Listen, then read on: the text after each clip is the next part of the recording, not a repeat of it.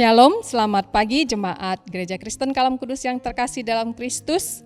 Kiranya kita semua dalam keadaan baik dan sehat. Kita akan merenungkan kebenaran firman Tuhan sebagai bekal kita sepanjang hari ini. Mari kita berdoa. Bapa di sorga, kami mengucap syukur ya Tuhan untuk kebaikan Tuhan yang memberikan kami hari yang baru, memberikan kami nafas yang selalu gratis ya Tuhan. Sepanjang perjalanan hidup kami sangat bersyukur kami dikasihi Tuhan, kami menyembah Allah yang benar. Kami bersyukur ya Tuhan untuk setiap berkat-berkat yang akan Tuhan berikan sepanjang hari ini. Dan ketika pagi ini kami akan dibekali dengan kebenaran firman Tuhan bahwa kami untuk melakukan apa yang Tuhan kehendaki. Di dalam nama Tuhan Yesus kami berdoa mengucap syukur. Amin.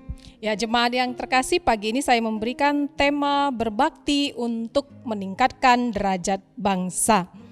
Ya jemaat yang terkasih, belakangan ini saya mendengar berita tentang perkembangan perekonomian Indonesia.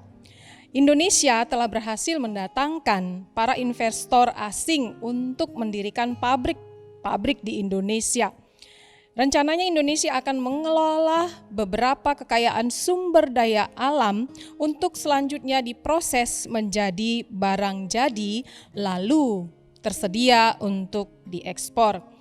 Ini berarti kekayaan alam Indonesia ke depannya itu tidak akan lagi diekspor dalam bentuk bahan mentah.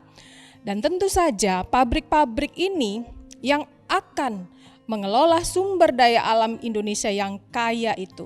Pabrik ini tentunya akan menyerap tenaga kerja dan otomatis tenaga yang menganggur itu akan berkurang.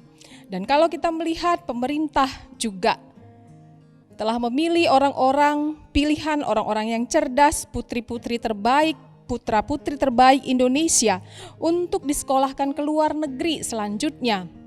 Bisa kembali ke Indonesia untuk membangun bangsa kita. Nah, tindakan yang dilakukan oleh pemerintah saat ini tentu adalah tindakan yang berhikmat, bukan? Mengapa dikatakan demikian? Karena dari dulu sebenarnya kita itu sudah belajar bahwasanya salah satu cara untuk meningkatkan pendapatan nasional atau pendapatan per kapita, pendapatan per kepala penduduk Indonesia itu adalah dengan memproses sumber daya alam itu lebih lanjut. Jadi bukan diekspor dalam bentuk bahan mentah, tetapi diekspor dalam bentuk barang setengah jadi, dan kalau bisa adalah barang jadi. Nah, melalui proses produksi yang lebih lanjut dari bahan mentah ini tentu akan memberikan nilai ekonomis yang lebih tinggi. Dan tentunya nilai ekspor Indonesia juga akan semakin meningkat secara ekonomi. Nah, jemaat yang terkasih, kalau kita melihat pemimpin-pemimpin bangsa kita yang lebih dulu, yang sebelumnya bukanlah orang-orang yang bodoh, yang tidak mengetahui bagaimana solusi untuk hal ini. Tetapi mereka sebenarnya adalah orang-orang yang tidak mau melakukan apa yang benar. Mengapa demikian? Karena tentu saja ada beberapa orang, sekelompok orang yang diuntungkan dari kebijakan ekspor bahan mentah ini. Dan yang tentu kepentingan bangsa dan negara bukanlah lagi sebagai kepentingan yang utama, tetapi kepentingan individu, kepentingan sekelompok orang itulah yang utama. Dan tentu di dalamnya ada dosa. Nah, jemaat yang terkasih, Amsal 14 ayat 34 sampai 35 berkata demikian. Kebenaran meninggikan derajat bangsa, tetapi dosa adalah noda bangsa. Raja berkenan kepada hamba yang berakal budi, tetapi kemarahannya menimpa orang yang membuat malu. Nah, jemaat yang terkasih, kalau kita melihat kitab Amsal, salah satunya itu mengajarkan seseorang bagaimana seharusnya dia menjalankan kehidupannya itu dengan hikmat yang benar. Ketika kebenaran dilakukan oleh para pemimpin bangsa, maka tentunya derajat bangsa itu, reputasi bangsa itu akan dihormati dan dihargai oleh bangsa-bangsa lain di dunia ini. Untuk itu, jemaat yang terkasih, kita saat ini adalah warga negara Indonesia. Apa yang kita lakukan untuk bisa meningkatkan derajat atau reputasi bangsa kita di tengah-tengah bangsa lain, di tengah-tengah dunia ini? Jemaat yang terkasih, di tengah pandemi ini, kita memiliki banyak kesempatan untuk berdoa bagi bangsa kita. Dan selama masa Prapaskah ini, gereja kita juga sudah membagikan pokok-pokok doa untuk kita doakan sebagai warga gereja. Dan salah satunya pokok doa yang akan kita doakan nanti di masa Prapaskah ini dalam doa puasa di tanggal 29 Maret sampai dengan 2 April nanti adalah pokok doa untuk bangsa dan negara. Untuk itu di masa-masa Prapaskah ini marilah kita mengabdikan diri kita, marilah kita berbakti kepada negara kita supaya derajat bangsa kita ini semakin meningkat di tengah-tengah bangsa lain. Mari tengah waktu yang ada di dalam masa pandemi ini kita mau berdoa, menyisihkan waktu kita, menyisakan waktu kita, menyediakan waktu kita untuk berdoa bagi bangsa dan negara kita.